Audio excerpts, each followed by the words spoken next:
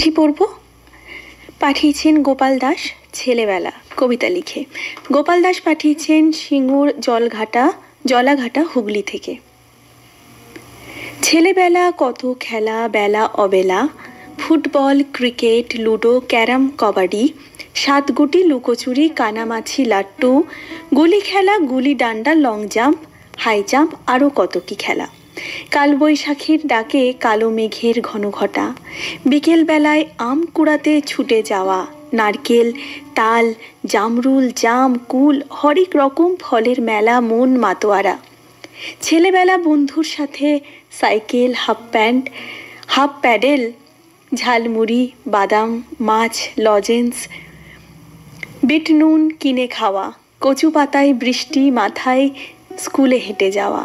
ছেলেবেলা কত আনন্দে ভেসে যাওয়া, শুধু খেলা খেলা খেলা আর খেলা ও লেখাপড়া। গোপাল দাস সিঙ্গুর জলাঘাটা হুগলি থেকে লিখেছেন এই ছেলেবেলার চিঠি।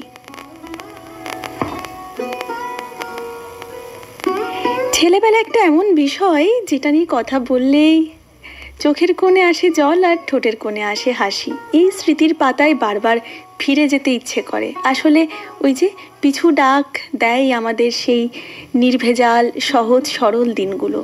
বড় হওয়ার তাগিদে আমরা কোথায় যেন জটিল হয়ে যাচ্ছি। না, আমাদের হাইট হয়তো বাড়বে, উচ্চতা বাড়বে, সব কিছুই হয়তো পরিবর্তন হবে, পরিবর্তনই সত্য, কিন্তু তার মানে জটিল হয়ে যেতে হবে এমনটা তো কোথাও নেই।